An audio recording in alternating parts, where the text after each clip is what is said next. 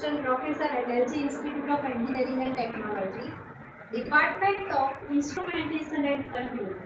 Our subject is Safety Instrumented System, Unit 7, Choosing a Technology. In last lecture, we have discussed about microprocessor and PLC based system. And in today's session, we will also discuss about general purpose PLC. Okay. In last lecture, we have discussed flexibility and software issues. Okay. So let's see general purpose PLC. The PLC was introduced in 1969 and was designed to replace relay control system.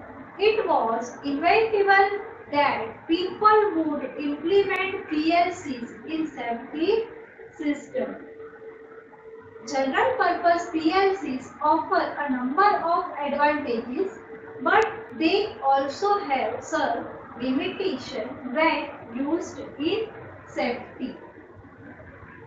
Simply replacing relay with PLC has actually caused some accidents. Just because it's newer technology does not necessarily mean it's better in every regard. Then after, here general purpose PLC, we are taking backup, right? So we can take hot backup PLC and dual redundant general purpose PLC. So first we discuss hot backup PLC. One of the most popular scheme is a hot backup system. Okay, so we will discuss it in figure 7.2 in next slide.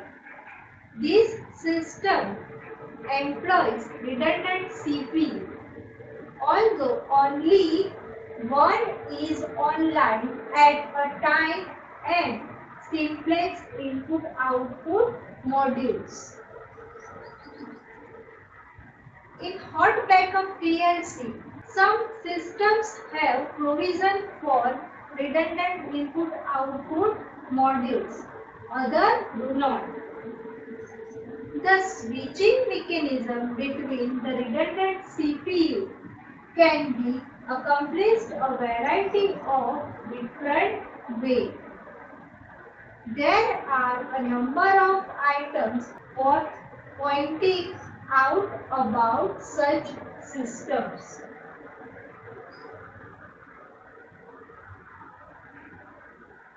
So here you can see in this diagram field devices connected with input-output, then after input-output connected with switches, and switches connected with CPU A and CPU B.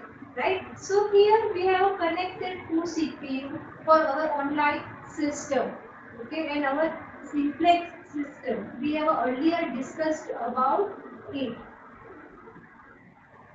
Then after next is dual redundant general purpose PLC. One such scheme involves the addition input-output modules, loop backup testing, and additional application programming you can see in figure 7.3. So here you can see input-output CPU also connected with this system, right? And this is we are using for backup testing and additional application programming, right? So here you can see this is our closed loop system. Signal sent to the input, then input to signal sent to the CPU, and CPU to signal sent to the output, right? So here we are dividing our system in two parts, right? For simplicity. Then after both signal sent to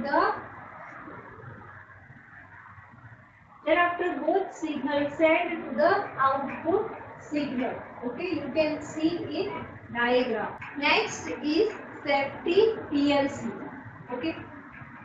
In safety PLC, diagnostics, TMR system, dual 1 out of 2 diagnostic system. Okay.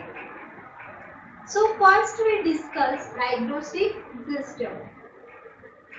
Diagnostics are an important aspect of any safety system. Diagnostics are needed in order to detect dangerous failure that could prevent the system from responding to a demand.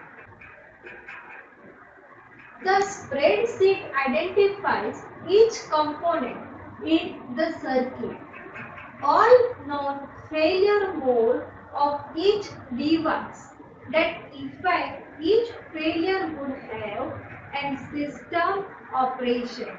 For example, nuisance trip or fail to function failure, the failure rate of each device in each failure mode, and whether each device and each failure mode can automatically be detected by the system.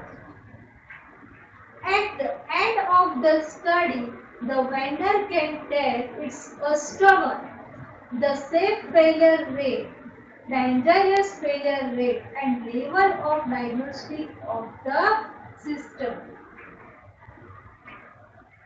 Many general purpose PLC do not incorporate through diagnostic. In fact, diagnostics are generally not required for active control systems, where most failures are self-reliant. Figure 7.4 is a diagram of a PLC input circuit, and 7.5 represents the FMEDA of the circuit. Okay, so 7.5, that is a basic circuit, and 7.4, that is for PLC input circuit. So this is a basic circuit diagram of the system. Okay, so this is figure number 7.5. So next is TMR system. Triple modular redundant systems are essentially specialized replicated PLCs. So you can see in figure 7.6. The original research for this system was funded by NASA in the 1970s. The systems that were developed commercially offer some benefits listed above for PLC and were specifically. So this is a basic diagram of triple modular redundant system. So in triple modular system, 3 inputs are available, 3 CPUs are available, and 3 outputs are available. So input signals sent to the 3 input, then after those signals sent to the CPU A, B, C respectively, and from CPU through signal sent to the output, then output signal combined and sent to the another process. Then after next, dual 1 out of 2 diagnostic systems. A number of dual systems have been developed since the late 1980s, specifically for the process industry.